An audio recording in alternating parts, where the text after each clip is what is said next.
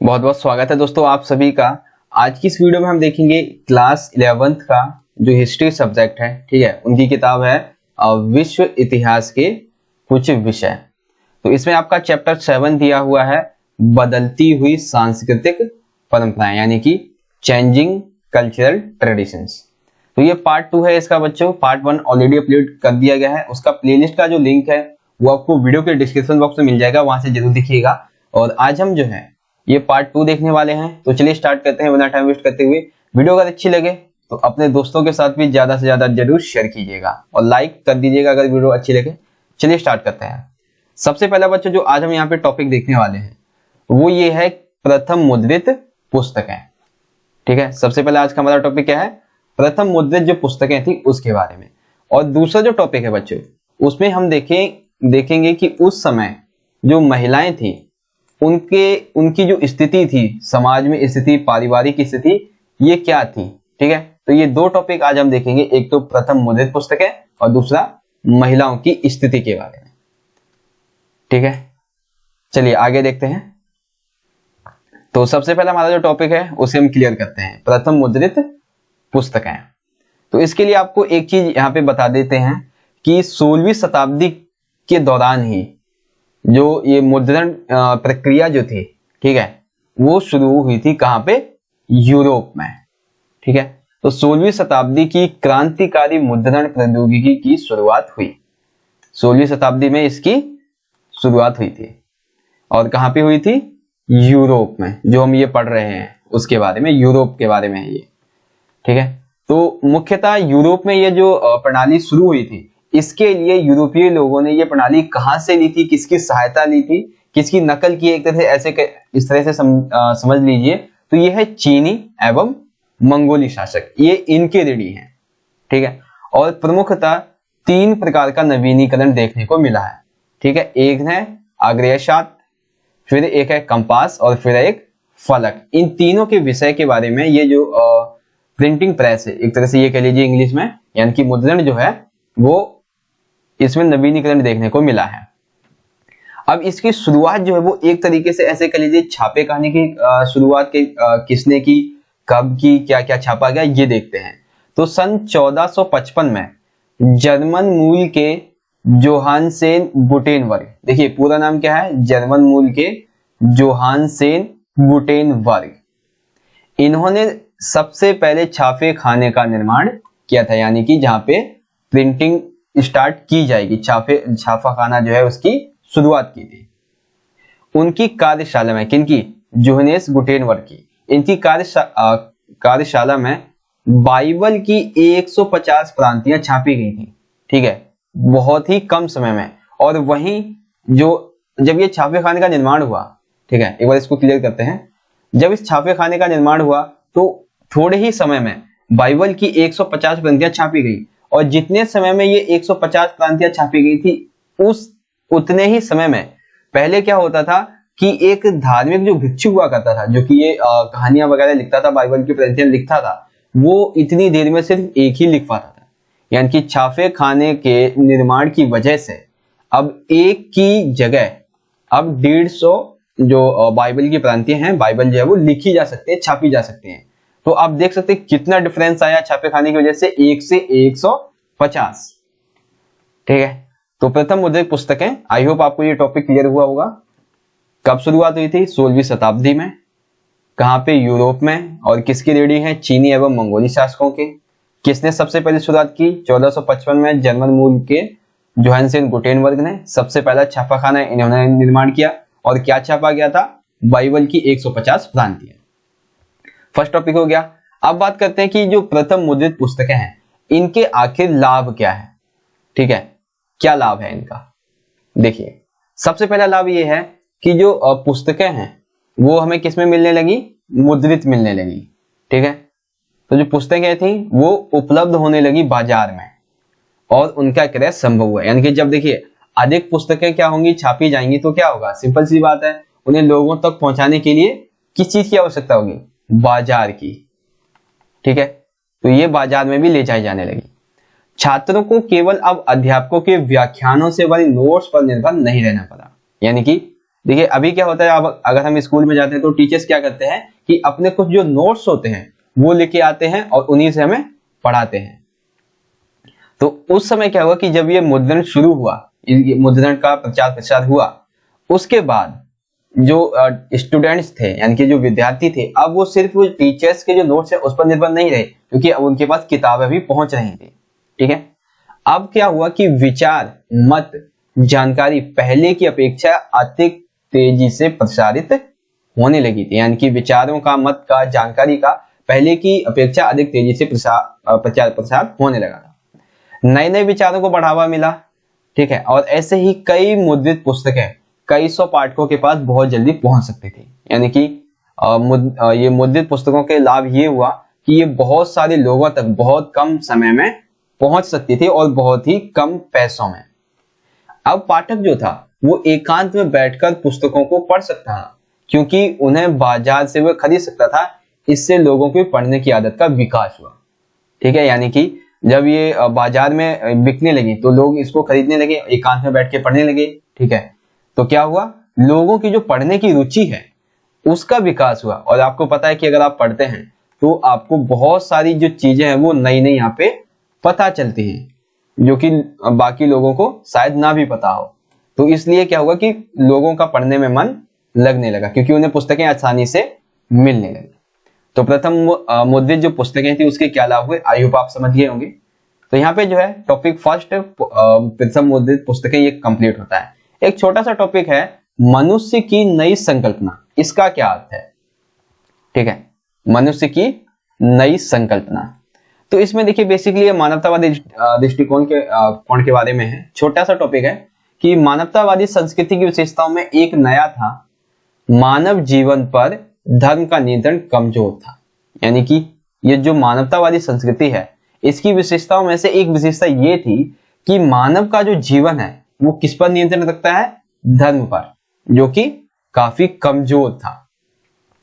Italy के निवासी जो हुआ करते थे वो भौतिक संपत्ति, शक्ति, गौरव से बहुत ज्यादा आकर्षित थे। यानी कि यहाँ पे ये बताया गया है कि इटली के जो लोग हुआ करते थे वो अधिकतर रईस यानी कि अमीरों वाली जिंदगी जीते थे, लेकिन ऐसा नहीं है कि वो अधार्मिक थे। ठीक है, यहाँ पे ये गलत लिखा है, वो जो व्यक्ति थे वो अधार्मिक थे, ऐसा नहीं है। अब ऐसा किस तरह से नहीं है अब हम नीचे देखेंगे। तो वेनिस के एक मानवतावादी जो विचारक हैं जिसका नाम है फ्रांचेस्को बर्बारो, इन्होंने अपनी पुस्तक में संपत्ति अधिग्रहण करने के लिए एक विशेष गुण कहकर उसकी तरफदारी की है। यानी कि किन्होंने फ्रांचेस्को बर्बारो ने अपनी पुस्तक में संपत्ति अधिग्रहण करने को एक विशेष गुण कहकर इसकी तरफदारी की है। वहीं दूसरे हैं लोरेंजो वल्ला, इन्होंने अपनी पुस्तक आनप्लेश्वर, ठीक है, यहाँ पे ये जो है वो इस तरह से लिखेंगे हम आनप्लेश्वर, ठीक है, इस तरह से इसे लिखेंगे। इसमें भोग विलास पर लगाई गई ईसाई धर्म की निषेधाज्ञा की आलोचना की है। यानी कि ये दोनों ही जो हैं, एक तरफ इन्होंने जो दूसरे हैं क्या नाम है इनका, हाँ बर्बारो, इन्होंने संपत्ति अधिग्रहण के बारे में बात की है। ठीक है, और दूसरे हैं लोरेंजा वल्ला, इन्होंने अपनी पुस्तक आनप्लेश्वर में भोग विलास पर लगाई गई ईसाई धर्म की निषेधाज्ञा इसके बारे में बात की है। वहीं मानवतावाद जो है इसका मतलब यह भी था कि किसी व्यक्ति विशेष सत्ता, दौलत की होड़ को छोड़कर अन्य कई माध्यमों से अपना जीवन को रूप दे सकता है। यानी कि मानवतावादी जो लोग थे उनका मानना यह था कि कोई जो व्यक्ति है वो सत्ता को छोड़कर, दौलत को छोड़कर किसी अन्य माध्यम से भी अपने जीवन को रूप दे सकता है, जैसे कि ईश्वर की भक्ति करके, ठीक है, लोगों की मदद करके, बहुत सारे तरीके हैं जिससे वो अपना जीवन का उद्देश्य जो है उसे बना सकता है और जीवन को अच्छा रूप भी दे सकता है। तो मनुष्य की नई संकल्पना ये छोटी सी थी मानवतावादी के बारे में। अब जो है आखिरी टॉपिक है बच्चों हमारा, महिलाओं की स्थिति क्या थी उस समय। ठीक है, उस समय जो महिलाएं थी उनकी स्थिति क्या थी, चलिए देखते हैं महिलाओं की स्थिति के बारे में। तो सबसे पहला पॉइंट ये है कि महिलाओं को कारोबार में परामर्श आदि देने का अधिकार नहीं था। यानी कि उनके जो पति थे वो क्या करते थे, व्यापार, तो इन महिलाओं को उनमें मतलब अपने पति को परामर्श देने का अधिकार नहीं था। महिलाओं के दहेज को पुरुष अपने व्यापार में लगा देते थे। महिला को जो भी दहेज मिलता था शादी के दौरान में, चाहे पैसे हो चाहे किसी कोई वस्तु हो, तो उनके जो पति होते थे वो किस में लगा देते थे? व्यापार में। ठीक है। यदि शादी होने के पश्चात भी दहेज का प्रबंध या फिर शादी होने के पहले भी दहेज का प्रबंध ना हो सके तो उसके बाद लड़कियों को ईसाई, यहाँ पे ईस लिखा है, बेसिकली ये है ईसाई मठ। ठीक है। क्या किया जाता था? अगर दहेज का प्रबंध नहीं हो पाया है तो उन्हें ईसाई मठों में भिक्षुड़ी बना दिया जाता था, क्योंकि पैसे नहीं है, दहेज दे नहीं पाएंगे, कोई शादी करेगा नहीं, समाज में बदनामी होगी, इससे अच्छा अपनी बेटी को भिक्षुड़ी बना देते हैं। ठीक है। अगला है सार्वजनिक जीवन में महिलाओं की भागीदारी कम थी, उन्हें सिर्फ परिवार तक ही सीमित माना जाता था। सार्वजनिक जीवन में जो महिलाएं थी वो सिर्फ अपने परिवार तक ही सीमित रहती थी, समाज में उनका कोई लेना देना नहीं था। ठीक है। व्यापारी परिवार में जब पुरुष घर से दूर होते थे तो महिलाएं ही व्यापार संभालती थी। यानी कि कई बार जो है कुछ जो उच्च जाति की महिलाएं होती थी, जो अमीर महिलाएं होती थी, ठीक है, अगर उनके पति जो व्यापारी हैं अगर घर से दूर चले जाते हैं तो उस स्थिति में, खास विशेष स्थिति में महिला ही व्यापार को संभालती थी। ठीक है। तो महिलाओं की स्थिति ओवरऑल देखी जाए तो काफी खराब ही थी। जो गरीब महिलाएं थी और जो अमीर थी उनकी थोड़ी सी सही कह सकते हैं। अब यहाँ पे महिलाओं के योगदान की बात हम यहाँ पे करेंगे। ठीक है। कुछ महिलाएं थी जिन्होंने अपने बौद्धिक रूप से रचनात्मक कार्य किए। अब वो कौन कौन से कार्य हैं वो देख लेते हैं। वे देख सकते हैं, सबसे पहली महिला है वेनिस निवासी कसांद्रा फिदेल। ठीक है। वेनिस निवासी कसांद्रा फिदेल, ये एक यूनानी और लातिनी भाषा की विद्वान थी। इन्होंने लिखा कि महिलाओं को शिक्षा ना तो पुरस्कार देती है ना ही किसी सम्मान का आश्वासन देती है, तथा प्रत्येक महिला को सभी प्रकार की शिक्षा को प्राप्त करने की इच्छा रखनी चाहिए और उसे ग्रहण करना चाहिए।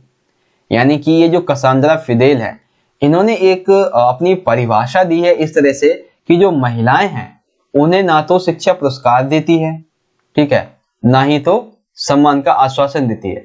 तो इसके लिए क्या करना है कि महिलाओं को सभी प्रकार की एक तो शिक्षा प्राप्त करनी है, इच्छा रखनी भी है और शिक्षा भी ग्रहण करनी है। तो एक तरह से जो कसांद्रा फिदेल है इन्होंने महिलाओं को शिक्षा मिलनी चाहिए इसके ऊपर अपनी बातें कही हैं। ठीक है। नेक्स्ट है गणतंत्र की आलोचना। कसांद्रा फिदेल ने यह कहते हुए गणतंत्र की आलोचना की कि स्वतंत्रता की एक बहुत सीमित परिभाषा निर्धारित करने के लिए जो महिलाओं को अपेक्षा पुरुष को ज्यादा समर्थन करती है। यानी कि कसांद्रा फिदेल ये कहती हैं कि जो गणतंत्र है वो अधिकतर क्या है, पुरुषों पर आधारित है, लेकिन स्वतंत्रता के लिए महिलाओं की उपेक्षा करना गलत है। ठीक है। पुरुषों को ज्यादा समर्थन देना गलत है क्योंकि उसमें महिलाओं का भी योगदान रहा है। ठीक है। फिर एक महिला है मंटुआ की मार्चिसा इसाबेल। ठीक है। इन्होंने दी इस्ते अपने पति की अनुपस्थिति में अपने राज्य का शासन किया था। यानी कि एक तरह से ये कह लीजिए कि जो अमीर राजघराने की जो महिलाएं थी, ठीक है, राजघराने की महिलाओं के पति यदि मर जाते थे, ठीक है, यानी कि उनकी अगर मृत्यु हो जाती थी या फिर वो बाहर जाते थे, उस समय उनकी जो पत्नी हुआ करती थी राजे महाराजाओं की, वो राज्य पर शासन किया करते थे। तो उसी का उदाहरण है मार्चिसा की इसाबेल दी इस्ते। ठीक है। तो ये कंप्लीट हो गया आपका जो महिलाओं ने कुछ रचनात्मक कार्य किए थे उसके बारे में। तो यहाँ पे वीडियो खत्म होता है। एक बार हम दोबारा से समराइज कर लेते हैं। अभी हमने क्या पढ़ा है आज की इस वीडियो में। हमने पढ़ा है प्रथम मुद्रित पुस्तकें कौन कौन सी हैं, मतलब उसका विकास किस तरह से हुआ, पहले जो पहला छापाखाना है उसका विकास किस तरह से हुआ। ठीक है। दूसरा पॉइंट पढ़ा हमने कि प्रथम मुद्रित पुस्तकों के लाभ क्या है। फिर हमने देखा मनुष्य की जो एक नई संकल्पना है इसके संबंध में, और महिलाओं की क्या स्थिति थी उस समय समाज में ये देखा, और कुछ महिलाओं ने कुछ परिवर्तनकारी काम भी किए हैं वो हमने देखा। तो इस तरह से आज का ये वीडियो खत्म होता है। आई होप बच्चों आपको वीडियो अच्छी लगी होगी।